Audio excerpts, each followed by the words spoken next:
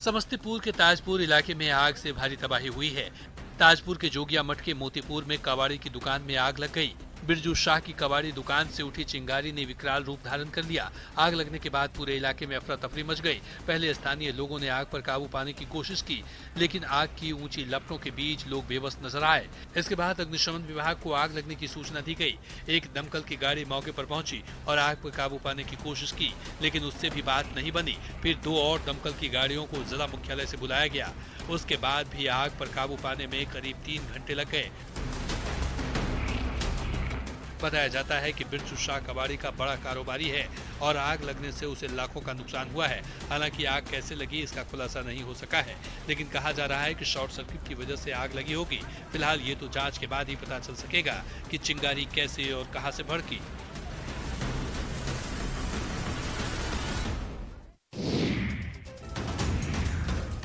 मुजफ्फरपुर में बाइक पर सवार 2 बदमाशों ने महिला से मोबाइल की छिनतई कर ली। महिला के भिड़ने पर दोनों बाइक और चप्पल छोड़कर भागने लगे। दोनों बदमाशों की तस्वीर भागने के दौरान सीसीटीवी में रिकॉर्ड हो गया। मामला अहियापुर थाना क्षेत्र के गरहा चौक की है। मोबाइल छीनने के बाद महिला बदमाशों के पीछे दौड़ने लगी तो बदमाश बाइक और चप्पल छोड़कर मौके से फरार हो गए।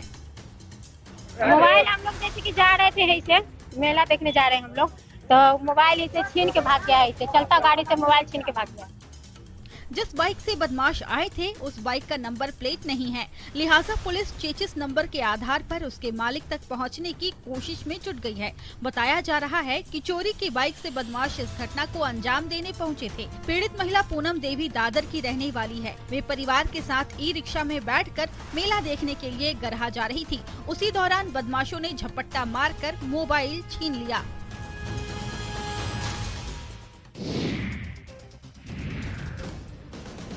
लखीसराय पुलिस को बड़ी कामयाबी हाथ लगी है। पुलिस ने हरियाणा के पानीपत से कुख्यात अपराधी टिट्टू के साथ 5 अपराधियों को गिरफ्तार किया है।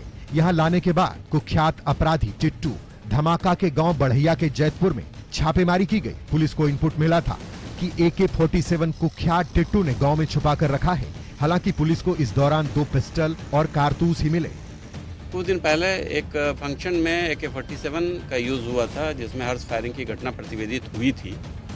उसमें अधिकांश अपराधकर्मी जेल गए थे, टिट्टू धमाका जेल नहीं गया था। तो उस फंक्शन को देखने के बाद यह स्पष्ट हुआ था कि AK-47 इसके पास है।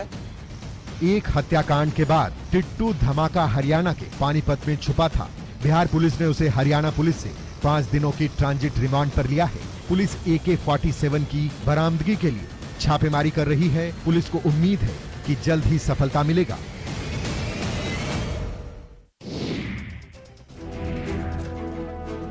सिवान सदर अस्पताल में मरीज और उनके परिजनों को पानी के लिए इधर उधर भटकना पड़ता है। अस्पताल परिसर में जो हैंडपंप है उससे पानी नहीं निकलता है। वाटर ATM और RO बंद पड़ा है, लिहाजा लोगों को बाहर से पानी लाना पड़ता है, जिससे काफी उन्हें परेशानी होती है। नहीं है तो परेशानी तो होगी सर, बिल्कुल नहीं चल रहा है। पानी पीने बाहर जाना पड़ता है। सबसे ज्यादा दिक्कत गरीब मरीजों को होती है, क्योंकि इलाज के पैसे में से ही उन्हें बाहर से पानी खरीदना होता है। इस अव्यवस्था से मरीज के परिजन नाराज नजर आते हैं। इस भीषण गर्मी में पानी के लिए भटकने के दौरान लू की चपेट में आने का डर हमेशा बना रहता है। सदर अस्पताल के पीछे एक हैंडपंप है, जिससे थोड़ा बहुत पानी निकलता भी है, लेकिन उससे लोगों की प्यास नहीं बुझती है। हैरानी की बात यह है कि ये समस्या कल की नहीं है, बल्कि महीनों से परिसर में पानी की समस्या है, लेकिन अस्पताल प्रबंधन इसकी सुध नहीं ले रहा है, जो कई सवाल खड़े कर रहा है।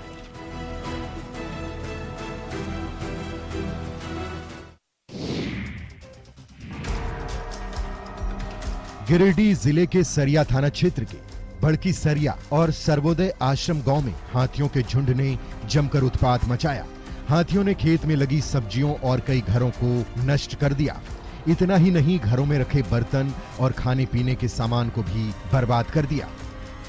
हाथी आया 11 बजे से अछुआसन से वहाँ से फड़ाका उड़का फोड़ के भगाया, तो इधर आ गया, हमको कान में धस दिया।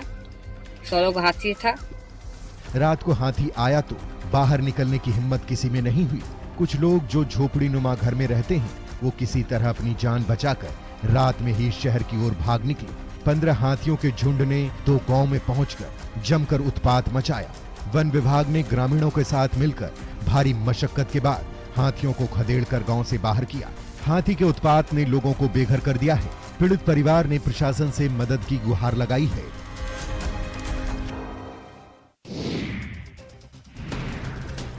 गिरिडीह जिले के सुदूरवर्ती आदिवासी बहुल गांव में भारी संख्या में आदिवासी सरना धर्म छोड़कर ईसाई धर्म को अपना रहे हैं। इसी कड़ी में देवरी प्रखंड के आदिवासी बहुल सोनेरी गांव में भी ईसाई धर्म से जुड़े लोगों ने धर्म परिवर्तन का जाल बिछाया।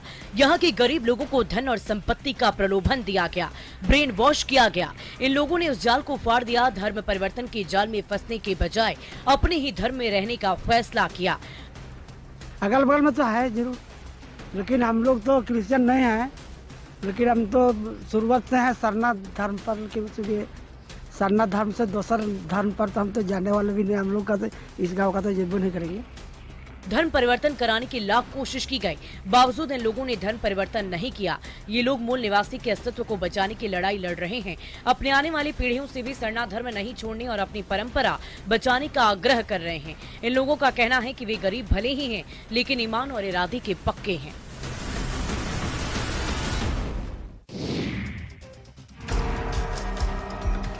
शेखपुरा जिले में कोरोना संक्रमण को रोकने के लिए स्वास्थ्य विभाग सतर्क दिख रहा है, लेकिन आम लोग काफी लापरवाह हैं। सदर अस्पताल के ओपीडी में काफी तादाद में मरीज जाते हैं, लेकिन यहाँ पर कोविड गाइडलाइन का पालन नहीं हो रहा है। न तो किसी के चेहरे पर मास्क है और न ही 2 गज की दूरी। भीड़ देखकर आप समझ ही गए होंगे कि माजरा क्या है। हमारे अस्पताल में बराबर कोविड का जाँच हो रहा है। आज के दिन भी जितने मरीज हैं सबका कोविड का जाँच हो रहा है। और नहीं, जैसे मास्क लगाना है, बिल्कुल हम लोग सबको कहते हैं सर 2 गज की दूरी, मास्क है जरूरी, परंतु कोई सुनता ही नहीं है। अब हालांकि स्वास्थ्य विभाग ने एक सार्थक पहल जरूर किया है कि सभी मरीज से पहले कोरोना जांच का सर्टिफिकेट लिया जाता है, उसके बाद मरीज का इलाज शुरू होता है। डॉक्टर कोरोना से सावधान रहने के लिए लोगों से अपील कर रहे हैं। संक्रमण से बचने की सलाह दी जा रही है। उसके बाद भी ओपीडी में गाइडलाइन का पालन होते दिखाई नहीं दे रहा। हो सकता है यही लापरवाही लोगों को भारी पड़ जाए।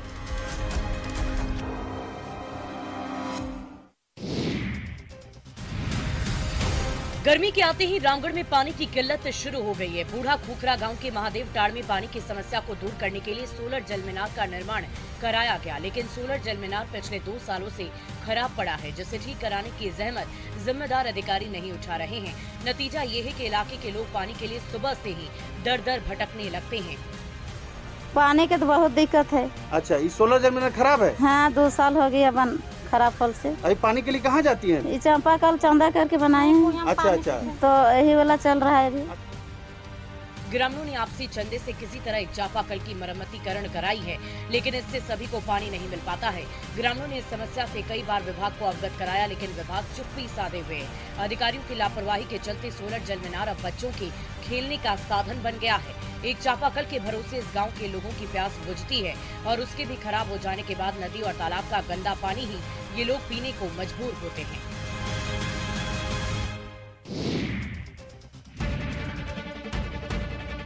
नवादा में नगर परिषद में फॉगिंग मशीन इन दिनों धूल फाक रही है। मौसम में बदलाव होने के बाद इन दिनों मच्छरों का प्रकोप बढ़ा हुआ है। इसके बाद भी नवादा नगर परिषद की ओर से प्रभावित इलाकों में फॉगिंग मशीन से फॉगिंग नहीं किया जा रहा है, जिसके कारण लोगों को काफी परेशानी हो रही है। शहर के सभी वार्डों में यही स्थिति बनी हुई है। केमिकल जो लिक्विड पानी लिक्विड है उसको नली उली में हम लोग छिड़काव किए हैं, लेकिन धुआं मशीन अभी तक हम लोग के यहाँ नहीं गया। नगर परिषद में कई फॉगिंग मशीन यूं ही बेकार पड़ी हुई है।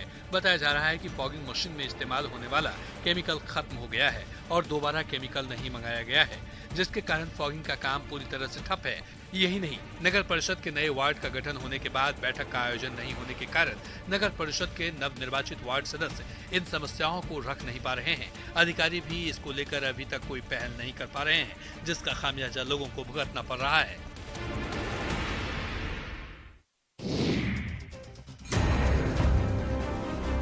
नालंदा में हिंसा के बाद अब जीवन पटरी पर लौट रही है। रामनवमी जुलूस के दौरान पथराव के बाद भड़की हिंसा के बाद सभी कामकाज रुके थे, लेकिन अब बिहार शरीफ में जनजीवन सामान्य हो रहा है। कामकाज शुरू हो गया है। इसी कड़ी में जो फ्लाईओवर का निर्माण रुका था, उसका काम फिर से चालू हो गया है। अभी इधर का कुछ दिक्कत चल रहा था, इधर थोड़ा बहुत लड़ाई झगड़ा हो गया था मार्केट में, इसीलिए कुछ दिन से काम बंद था। अभी फिर से चालू हो गया है, अब फिर से कंटिन्यू चलेगा। 31 मार्च को रामनवमी जुलूस के दौरान जिस स्थल पर फ्लाईओवर का निर्माण किया जा रहा था वहीं पर पथराव हो गया था, जिसके कारण निर्माण कार्य पिछले 10 दिनों से बंद था। अब स्थिति सामान्य होते ही स्मार्ट सिटी के तहत फ्लाईओवर का निर्माणाधीन कार्य फिर से शुरू कर दिया गया है। मजदूर अपने कामकाज में जुट गए हैं। विकास का काम रफ्तार पकड़ चुका है। शहर को नए रूप देने की कोशिश की जाने लगी है।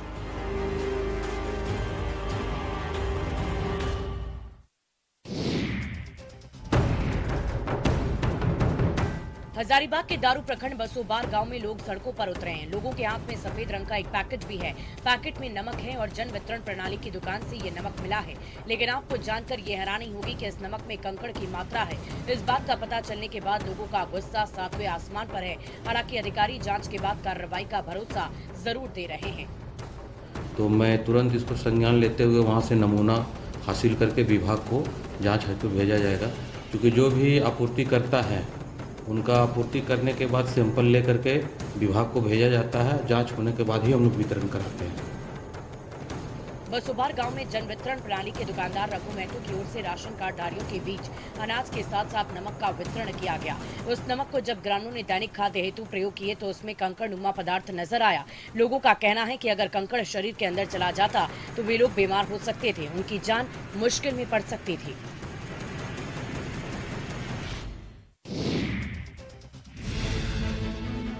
गढ़वा जिले के हरता से तिहारो चपलसी जंगल में 11 केवी का केबल तार लगाया गया था, लेकिन बारिश के दौरान तार गिर गया, जिसके बाद चोरों ने उसकी चोरी कर ली। इस चोरी की जानकारी बिजली विभाग को उस वक्त लगी जब मरम्मत के लिए टीम मौके पर पहुंची।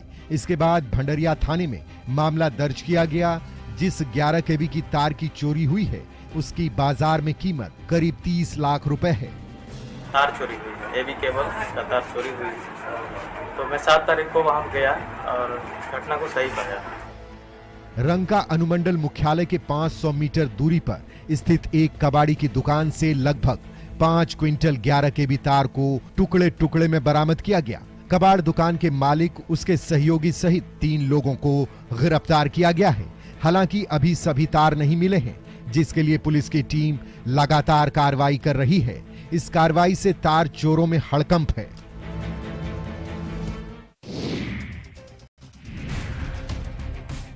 पाकुड़ में पुलिस थाना कबाड़ में तब्दील हो रहा है। दरअसल पुलिस की कार्रवाई में जिन वाहनों को जब्त किया गया उनकी नीलामी सही वक्त पर नहीं हो सकी है, जिसके चलते पूरा थाना परिसर कबाड़ में तब्दील हो गया है। जिले के सभी थानों में जब्त वाहन सड़ रहे हैं, बारिश में बेकार हो रहे हैं। वाहनों को कोई देखने वाला नहीं है। कई वाहनों पर तो घास उग गए हैं। शहर के नगर थाना, मुफस्सिल थाना, हिरणपुर थाना और महेशपुर थाना पूरी तरह से कबाड़ी खाना बन गया है। लावारिस हालत में जो गाड़ी है इसको निकालने के लिए, नीलामी करने के लिए एसडीओ का परमिशन लेना होता है। अभी हम लोग हर थाना में गाड़ी को ये 2 ग्रुप में हम लोग बांटने का काम अभी कर रहा है। जैसे हमारा लावारिस गाड़ी और केस का रिलेटेड गाड़ी को हम लोग अलग करेंगे। लावारिस गाड़ी का नीलामी करने का काम हम लोग शुरू कर देंगे। वर्षों से नीलामी नहीं हो पा रही है। इसके पीछे नीलामी की जटिल प्रक्रिया मानी जाती है। एसपी साहब ने भरोसा दिया है कि जल्द ही ये बिगड़ी सूरत बदलेगी। इंतजार कीजिए, थाना परिसर से कबाड़ खाना कब हटेगा।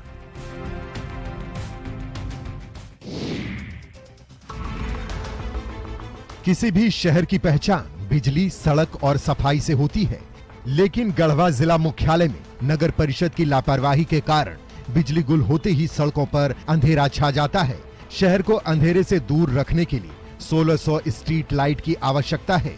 हालांकि नगर परिषद ने 1600 लाइट के बदले 400 लाइट लगाने का दावा करता है और 700 और लगाने की बात कह रहा है, जबकि हकीकत आपके सामने है।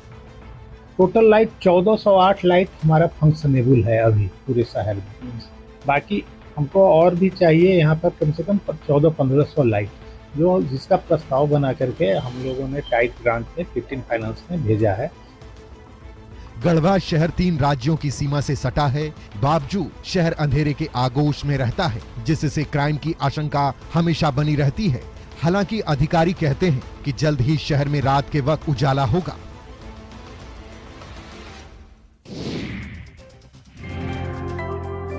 पीएम मोदी के एक से बढ़कर एक फैन से आप मिले होंगे, लेकिन भागलपुर में एक फैन ऐसा है जिसने पीएम मोदी के नाम पर आम का नामकरण कर दिया। मैंगो मैन के नाम से मशहूर अशोक चौधरी की मोदी के प्रति दीवानगी गजब की है। जब पीएम मोदी पहली बार पीएम बने तो इन्होंने मोदी के नाम से एक आम का नामकरण कर दिया और दूसरी बार जब प्रधानमंत्री बने तो मोदी 2 के नाम से नामकरण किया। देखिए, जब मोदी जी पहला बार जीते थे तो हेमसागर और मालदा का एक क्रॉस मोदी 1 निकाले थे हम 14 में, और ये जब मोदी जी दूसरी बार जीते 2019 में तो मोदी 2 आम जो है उस समय लॉन्च किया गया 19 में, और इसका नाम मोदी 2 है। दरअसल अशोक चौधरी आम के उत्पादक हैं। वे आम की नई नई किस्म का इजाद करते हैं। उसी के तहत इन्होंने मोदी और मोदी 2 आम का इजाद किया है। 2 आम को क्रॉस कराकर एक नया पौधा उगाते हैं, फिर उसका नाम रखते हैं। मोदी आम पूरा हरा, वहीं मोदी 2 लाल कलर का होता है। मैंगो मैन कहते हैं कि 2024 में वो फिर जीतेंगे। इसके बाद फिर नया आम का उत्पादन होगा जिसे मोदी 3 नाम से जाना जाएगा। देवघर बाबा मंदिर में जल्द ही शीघ्र दर्शन की टिकटों के दाम में बढ़ोतरी होगी। इसके अलावा विशेष दिनों में सुबह शाम अर्घा सिस्टम की व्यवस्था भी बाबा मंदिर में होने जा रही है। ये जानकारी देवघर डीसी मंजुनाथ भजंत्री ने बाबा मंदिर में पूजा करने के बाद दी। डीसी ने समन्वय समिति के साथ बैठक की। उसके बाद बताया कि देवघर बाबा मंदिर की आय में बढ़ोतरी हुई है। पिछले 2 सालों में श्रद्धालुओं की संख्या में 5 गुना वृद्धि हुई है और लंबे समय से शीघ्र दर्शनम सुविधा के लिए कीमत में वृद्धि नहीं की गई है, लेकिन अब इसकी जरूरत आन पड़ी है। शीघ्र दर्शन कूपन के जो हम लोगों ने एनालिसिस किए वो 5 गुना बढ़ी। इससे एक इकोनॉमी भी बढ़ेगी और शहर को एक गति मिलेगी। फिलहाल देवघर बाबा मंदिर में इस सुविधा के लिए 250 रुपए, समन्वय दिनों के लिए और विशेष दिनों में 500 रुपए शुल्क लिए जाते हैं, लेकिन अब इसे बढ़ाने की बात चल रही है। अगर ऐसा होता है तो श्रद्धालुओं की जेब तो ढीली होगी, लेकिन मंदिर की आय में बढ़ोतरी होगी। दानापुर के बड़ी मछुआ टोली स्थित शिव मंदिर के पास कपड़े की सिलाई करते हुए जिस बुजुर्ग इंसान को आप देख रहे हैं उनका नाम है मोहम्मद अख्तर। ये जनाब 84 साल के हैं। बावजूद इसके ये अपना और अपनी पत्नी का पेट अपनी कमाई से भरते हैं। ऐसा नहीं है कि इनको संतान नहीं है, भरा पूरा परिवार है, लेकिन उम्र के इस पड़ाव पर इनके साथ कोई नहीं है। जो अपने थे अब बेगाने हो चले हैं। असली मकान तुम्हारा है, ये तो घरौंदा है। जितना सजा दो वो घरौंदा, कहाँ मकान है? वही है जहाँ वो जगह बनाए हुए। असली मकान मेरा वही है। इनकी हिम्मत ही इनका हौसला है और उसी हौसले से ये सिलाई मशीन चलती है और इनकी जिंदगी की गाड़ी दौड़ती है। फटे कपड़े सिलकर ये लोगों का काम करते हैं और लोगों के दिए मेहनताने से इनका काम चलता है। बस यही जिंदगी का फलसफा है। साइबर अपराध से बचने को लेकर हजारीबाग के 2 युवाओं ने अपने मोबाइल फोन से शॉर्ट फिल्म बनाई है। हालांकि जब लोगों ने एक मोबाइल फोन से शॉर्ट फिल्म शूट करते देखा तो ये सभी हंसी के पात्र भी बने, लेकिन जब शॉर्ट फिल्म बनकर सोशल मीडिया प्लेटफॉर्म पर रिलीज की गई तब इस शॉर्ट फिल्म की पूरे झारखंड में सराहना की जा रही है।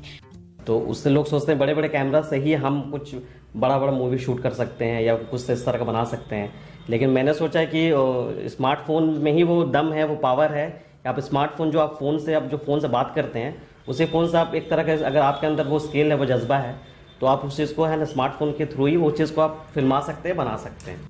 इस फिल्म में इन्होंने ग्रामीण क्षेत्र के लोग किस तरीके से साइबर ठगी के शिकार हो रहे हैं इसे दिखाकर जागरूक करने का प्रयास किया है। इन 2 युवाओं ने झारखंड के अलग अलग हिस्सों में शॉर्ट फिल्म का शूट किया है। आपको बता दें कि झारखंड को साइबर ठग का गढ़ माना जाता है और इसी धब्बे को हटाने के मकसद से इन्होंने इस फिल्म का निर्माण किया है। नवादा जिले के हिस्वा के सीन गांव में शहीद अजीत किशोर नारायण प्रतिमा स्थापित की गई। आईटीबीपी के वीर जवान की याद में स्मारक बनाया गया है। शहीद के पैतृक गांव सीन में आईटीबीपी की ओर से इसकी स्थापना की गई है। इस मौके पर पूरे गाजे बाजे के साथ देशभक्ति माहौल में वीर सपूत को श्रद्धांजलि दी गई। अजीत 25 अप्रैल 1989 को बतौर सहायक सेनानी के पद पर आईटीबीपी में शामिल हुए थे। 19 मार्च 2001 को द्वितीय वाहिनी में अपनी तैनाती के दौरान लेह लद्दाख स्थित भारत चीन बॉर्डर पर संयुक्त गश्ती दल वीर में भारतीय सेना की 114 इन्फेंट्री ब्रिगेड में शामिल थे और भारतीय सीमा पर अपने कर्तव्यों को निर्वहन करते हुए राष्ट्रीय सेवा में अपने प्राण न्यौछावर कर दिए। गृह मंत्रालय के आदेश के बाद 19 मार्च को अजीत के पैतृक गाँव में ही शहादत दिवस आईटीबीपी के अधिकारियों और गाँव के लोगों की ओर से मनाया जाता है। मूर्ति अनावरण के मौके पर स्थानीय प्रतिनिधि के अलावा आईटीबीपी के तमाम आला अधिकारी मौजूद रहे। इस दौरान वीर सपूत की याद में नारे लगे और राष्ट्रीय धुन पर उन्हें सच्ची श्रद्धांजलि दी गई।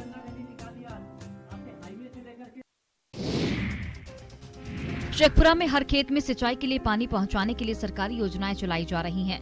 लघु सिंचाई विभाग की ओर से ये काम किया जा रहा है।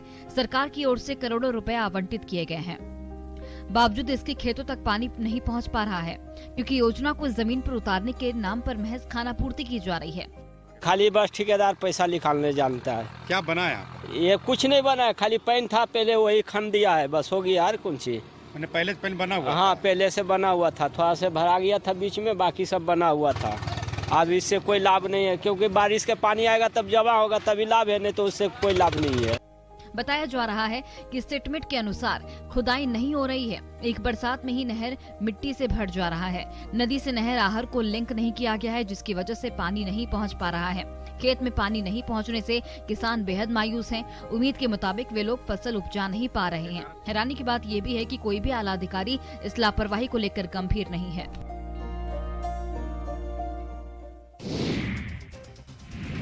लखीसराय में गर्मी की दस्तक के साथ ही कई इलाकों में पानी की समस्या शुरू हो गई है। सूर्यगढ़ा प्रखंड के नक्सल प्रभावित गांव बसुआचक, चंपानगर, मांझवे, खैरा और चानन के कछुआ गांव में महिलाओं और बच्चों का झुंड अपने हलक की प्यास बुझाने के लिए मीलों का सफर तय करने को मजबूर हैं। पानी का बहुत ज्यादा समस्या है। हम लोग ½ किलोमीटर से चल के आते हैं और ये गाँव में एक ही कुआं है और इसी एक कुएं से पानी भरते हैं। महिला भी भरती है, जेंट्स साइकिल से लेके आता है और बहुत ज्यादा परेशानी है। टंकी भी है? टंकी है सर, तो टंकी 1.5 साल से ये बन रहा है और बन के तैयार है। नकवाड़ी गांव में एक ही कुआं है। उसी कुएं के पानी से लोगों की प्यास बुझती है। भीषण गर्मी में कुआं भी सूख जाता है। हालांकि पीएचडी विभाग ने गांव में जल मीनार बना रखा है, लेकिन अब तक जल मीनार से पानी की सप्लाई शुरू नहीं हुई है। अगर वक्त रहते इन इलाकों में पानी की व्यवस्था नहीं हुई तो आने वाले वक्त में लोग पानी के लिए और बेचैन हो जाएंगे।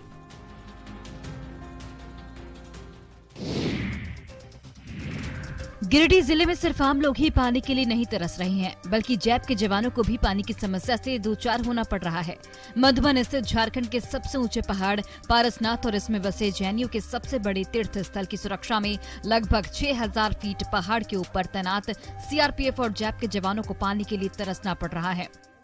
नहाने धोने के लिए तो कभी कभी मोटर खराब हो जाता है यहाँ, तो फिर बाल्टी यहाँ से ढोल के ले जाना पड़ता है मेस में। यहाँ पानी आने का क्या साधन? पानी बस ये झरना वाला पानी आता है और वही उसी से खाना पीना, उसी से नहाना धोना, सारा प्रक्रिया जो है पानी का झरने वाला पानी पर निर्भर है। नहाने धोने से लेकर पीने के पानी के लिए इन लोगों के बीच हाहाकार मचा हुआ है। दिन में कभी कभार एक पतली पाइप से पानी की सप्लाई होती है, जो नाकाफी है।